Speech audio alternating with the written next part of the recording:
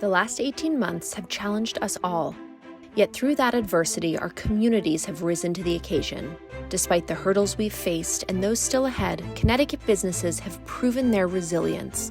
They showed up for us, and now it's our turn to show up for them. Do your thing, Connecticut.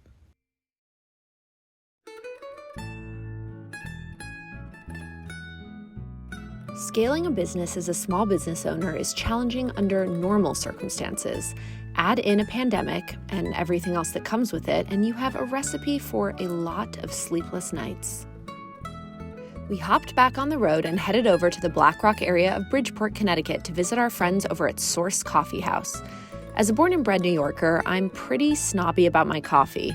Despite the vast amount of coffee shops in our area, it took me ages to find one that felt like home. Enter Source.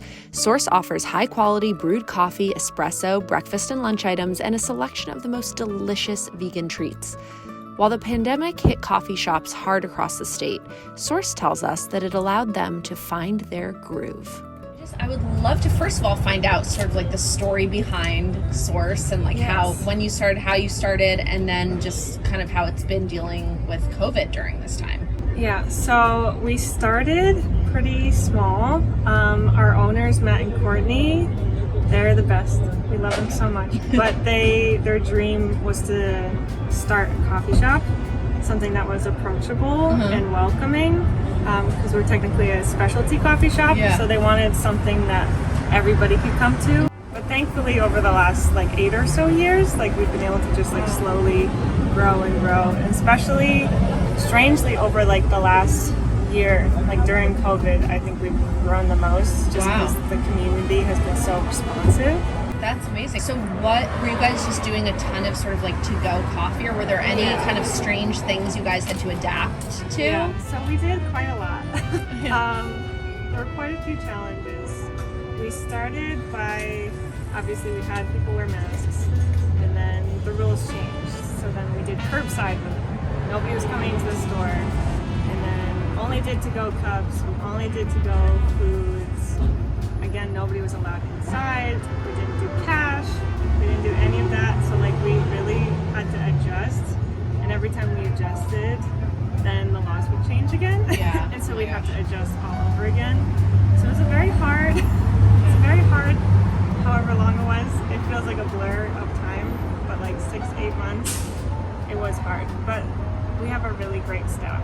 So everybody adapted really well.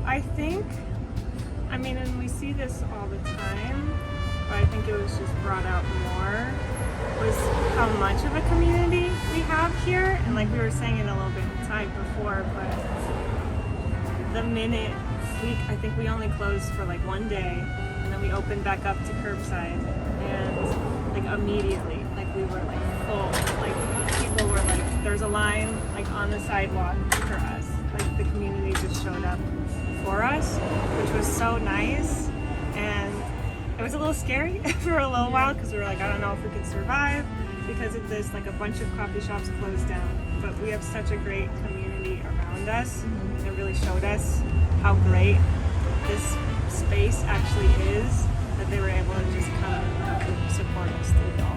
That's amazing. What's the furthest people have driven for coffee here? Man.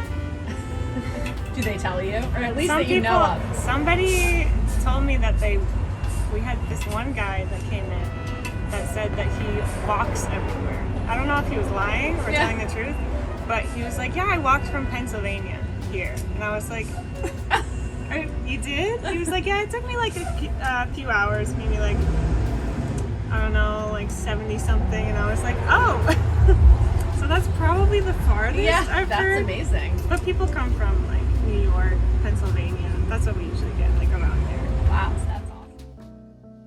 The next stop on our journey was to the Carrie Rosenthal shop in Westport. It's no secret that I adore both Carrie's work as well as Carrie herself. When I renovated my historic home in 2018, I used Carrie's colorful, bold artwork, fabric, and wallpaper, let's just say liberally. I spoke with her about her experience operating her shop during the pandemic, and also about her new flagship location opening this fall right on Main Street in Westport. So, Carrie, my favorite person, the person whose store I walked into when I first moved to Westport, and I was like, maybe I can live here because of this store. It's so cool. So, you know, this store is amazing, beautiful. Obviously, you had quite the foundation pre-COVID, but I'm just curious, you know, I know being in the business I'm in that interiors and stuff have really boomed during this time, but I know being a business owner also must have been really complicated. So what has it been like during COVID for you operating this business? Well, I mean, we kind of, you know, we closed when we had to close, but the second we could reopen, we did. And our interior business continued even during COVID. It was all done. It was crazy, you know, via Zoom calls with our clients. And for the most part, we kept projects going. But what also happened is that people were home and looking at their walls and wanting to change it all up. And that just flooded us with orders. So I'd have to say that the silver lining for us is that our business boomed during COVID, literally. We couldn't move fast enough, you know, and we just we managed with a very skeletal team of people and just found a way to make it work. But even down to sending gifts to people who couldn't be with their families, like I remember this so clearly, during Easter time last year, people would send us orders for like 30 blocks of love that we would sit and wrap and write little notes so that they could send them out to their families. I mean, it was like, and we would hear the stories, you know, about how much, you know, they miss their families and their close friends. And it was just it's kind of so heartwarming and beautiful. I could tear up now to be a part of that. And, you know, our retail walk-in business absolutely came back in a big way once it was announced that if you were vaccinated, you don't have to wear masks. But I have to say, going back to masks hasn't slowed us down. Wow. It's that I think we've become used to it and hardier. And, you know, nobody wants to be locked up in their house anymore. So the more that we can just make this the new normal, the better. And so it's just, you know, whatever. You wear glasses when you don't have good vision. You know, you wear a mask to protect yourselves as long as you have to, and it's no big deal. Now I have to say, in terms of businesses that I've spoken to for this video series, you have amazing sort of like luxe loungewear pieces. You have interiors. One could say you almost had a crystal ball looking into the future because you have all of these insanely perfect, like COVID times pieces, right? You're decorating the homes. You have these cashmere pieces. You're moving now. You're painting for your walls. We have that. Oh, you need a sweatpants and a sweatshirt. We have that. You know? And I think also, you know, your part of your ethos is bringing joy into your space and into your way of life. I think that's the best part of it, is that part of this brand is completely authentic, because the brand completely is based on the artwork I paint, and my paintings are what makes me happy. Once we started to apply that to different products and it got out there, I think, and I know people say how happy it all makes them. So whether it's a block of love or a mug or a cashmere blanket or sweater or a huge kind of expensive painting, original painting, it doesn't matter, it's all the same. And people want more of it. Right. So, and I definitely did get a lot of wonderful messages from people during COVID saying how much this has helped them get through it. And I mean, that to me is also, I mean, lots. And I'm thrilled for that. But it's not like we said, oh, here's a moment, let's take advantage of it. Let's make things with happy stuff on it. That's not what it's about at all. It was always that way. It was always that way. It was always something we were doing. So crystal ball. I love it. I'm obsessed. I can't wait to see the new store. New store. I'm gonna come in. I have butterflies. Yeah, I'm so excited. It's us growing up a little bit. I always go 2.0. It's like it's definitely gonna feel like a little mini department store when I walk in. That's kind of the feeling I get, and how you feel like you just want to like close the door and stay there. It's gonna feel more like a home. And less crammed in with stuff because we have the space. I love that. So I'm super, super excited. If you follow me on social media, you know that I love me a faux tan, and there's no one that I trust more to give me a flawless, long-lasting spray tan than Koya Lauder of Bronze by Koi. I spoke with her about how she managed to sustain her business despite the pandemic, and also about her plans to expand her salon in towns across Fairfield County. So, I'm so excited to be here with you because obviously I love your business and I've been coming for years upon years. I always tell people poor Koi has seen me like totally naked through every phase of life. No, you look great every time. Full pregnant, postpartum, all of it. But, being one of my favorite businesses, like how did you get here to where you are today? Because you used to spray me at a different place. Then you started your own place right before COVID hit. Yeah, so a lot of people remember me from a different business, and I was there for probably about like 4 or 5 years, and then obviously COVID happened. My boss had other plans, and then I got like a lot of DMs, people texting me, calling me, finding me on Facebook, and like literally anything, even Venmo. People were like commenting and like their tips, like where are you with the eyes, and I was kind of like, you know what, everyone they're like, are you spraying? And it was kind of just like a little shock to me because I knew that I brought in a lot of clients and I kept a lot of clients in Westport, but I didn't know like people were like that dependent or like looking to still get a service from me with the business being closed. I am so grateful for everyone that's been coming in supporting the business. I had a lot of clients reach out, support my business without even like coming in and getting a spray tan, just because they knew eventually they'd come back. So that's been cool. Like what? Like getting gift cards? Gift cards, for people that they know, like for birthdays, buying packages without like, they're like, hey, I just want to let you know, like I bought a package. I love what you're doing. I love your work. They don't feel comfortable coming in right away. This was obviously last year, and now they're coming in. So. And I remember you were offering sprays on the go and stuff like that. You were really pivoting, for people, right? I was like, you know what, by any means, like a lot of people had weddings like out of state and stuff like that. So I was like, you know what, if they're gonna need a spray tan, I gotta be available however, wherever, whenever, if we're in people's backyards, like crazy. But I gotta say, you do a lot of brides, and that is like a next level of trust right there. Yeah, that is really, if there's like, I don't think there's a better endorsement. So would you say that, obviously there have been so many challenges and you've been holding it down on your own 100%, which is also like bananas. I feel like one-woman team. Oh my gosh, you need like a vacation. Someone's gonna swoop you up and like take you to Bora Bora for like 2 months. Hopefully. Yeah. But you have to train somebody else before you do that, so you don't leave us high and dry. But I feel like, despite the challenges, I'm curious, were there any kind of silver linings? Like anything you figured out, you had to learn really quick or about this period of time?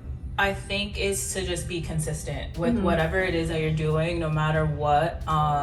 For me, I had a lot of lows last year, and I was just like, you know what, it's a blessing to even be able to open a business during COVID, regardless of what the back history was. I knew like it was going to be challenging. It wasn't going to be like 100% back, full clientele, all of that stuff. But I think just being consistent, reaching out to clients, like I kind of had some lows where I was just like, no one's coming in. I had like 2 weeks where I had 0 tans, 0 anything, and I was just like, how are we gonna pay our bills? Yeah. And then I was like, you know what, let's stay consistent, get the content rolling, like show people what it is, even if you gotta do some stuff for free. And also like everyone in Connecticut was being so safe, so that's what made me feel comfortable with like even being open. I was like, we're doing our part. So I know that you're wanting to expand, and that's a plan. So what's on the horizon? You're looking to get more rooms. Yeah, so expand Westport. It's the main location is where all my clients are. It just makes the most sense. And then 2 more locations. So Greenwich is definitely coming. Cool. And then New Haven's in the works. Just to kind of like the same studio space. So just expanding, getting a full team, being able to take in more people. normally I'm open 10 to 9 and I'm fully booked for the whole day. So Yeah. it's like 4 people an hour. I can probably do like 6 to 8 an hour. But it really is just to get everyone in. Like, I don't want to be fully booked. I want to be to the point where I can walk in, service Right. more people, Right. and just be more available for everyone, even if you want like a last minute tan.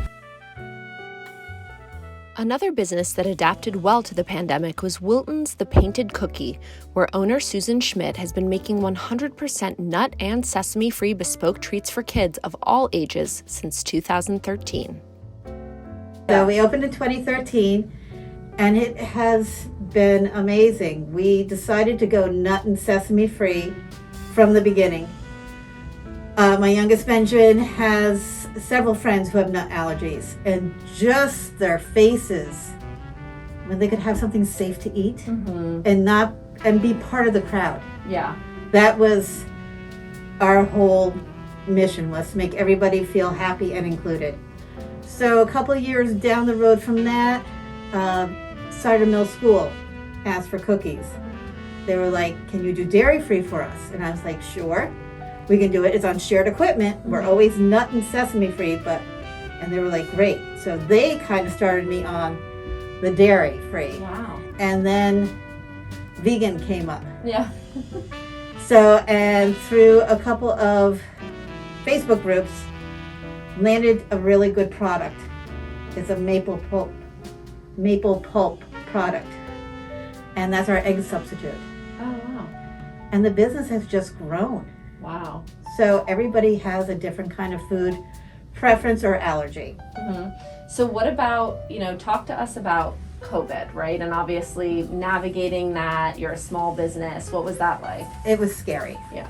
Very scary. I had one employee just moved to Florida, and we were looking for someone, but it was just myself and my baker. So what we did from March to the end of July, I came in from 5 to 4, and she baked from 4 to 10. So we did split shifts, so we didn't see each other at all. Wow. That was really hard. Yeah. We had just in February put our website up in the anticipation for Easter. Thank God we did, because we were able to tweak it to do curbside pickup. Wow. So, and we were food, so we could stay open. So we were very blessed for that. And then in August, we went to this mode, and we just stayed busy. Wow. Yeah, I'm sure. I mean, this is sort of the perfect gift for those like drive-by birthday parties and favors. Exactly. They're individually wrapped. In the beginning, though, it was people were buying for the first responders, Oh, wow. for our police, EMTs, and we did a lot of stuff going to Norwalk Hospital. So Wow. during the lockdown, we sold a lot of bake and decorate kits. Yeah.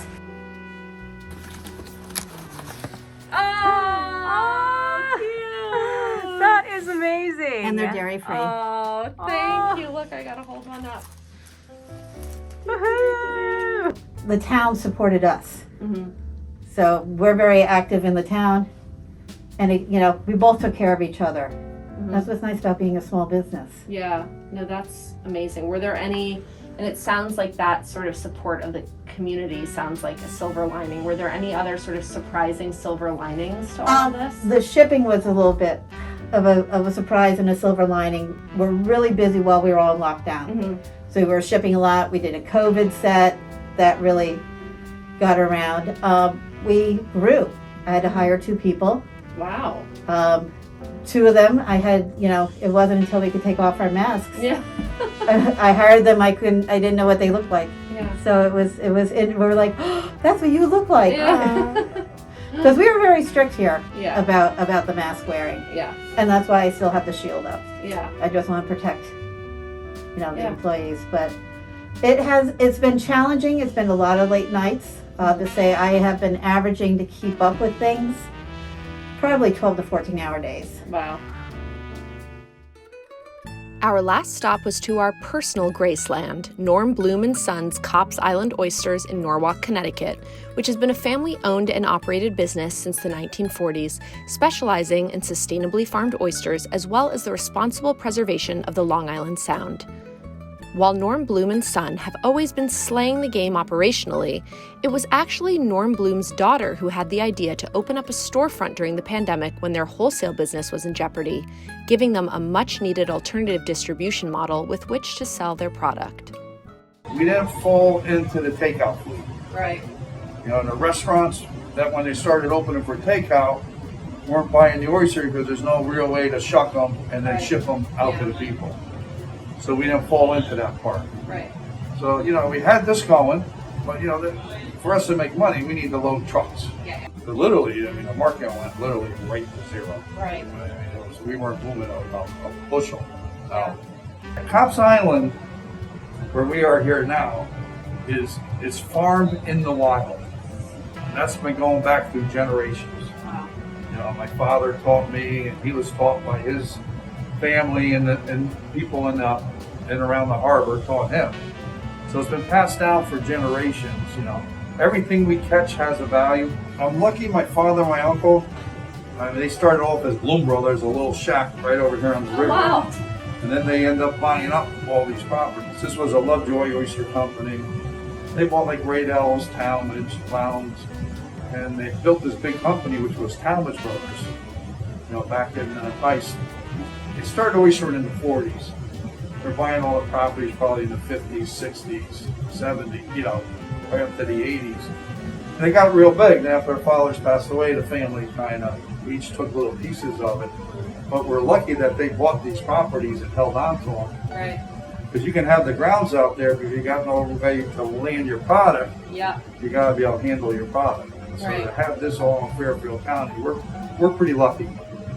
That's so, and Yeah. I feel lucky that I live close by and I can come and pick up the boxes of oysters Yeah. from here. This store here, which is the oysterman's daughter, Yeah. this is my daughter, Jeannie. She has this. This thing had lines down the street. Wow. Yeah, we had cars coming in, and we'd walk out with the boxes, you know, wipe them down, put them in back of the cars. I mean, this thing had lines. Now, were there, you know, and obviously there were so many challenges, were there now looking back sort of any silver linings to that time? Did you learn anything about the business that proved really valuable or? We learned how much our business relied on the restaurants, Interesting. you know, which we never realized, because sometimes we sell to distributors, we're not paying attention, Right. you know? So we kind of realized that where we needed to get into the frozen. We needed to get into a different packaging. You know, so this way here, that kind of opened another business for us. Yeah. You know, so we can sell to local stores, restaurants can buy them, and, you know, we can sell that way. So Right. we're going to grow that. We're going to grow that business. Good, and that's going to help us, you know, with the oysters and moving the oysters if we had to. Right. If there's one thing that I've learned throughout the process of filming this series, it's the importance of hope. As Emily Dickinson once said, "Hope is a thing with feathers that perches in the soul and sings the tune without the words and never stops at all." It has been an honor to be so warmly welcomed by these businesses over the past few weeks, and I must say how beautiful it's been for me to witness communities across the state of Connecticut showing up for these businesses in ways large and small, singing their tunes and never stopping at all.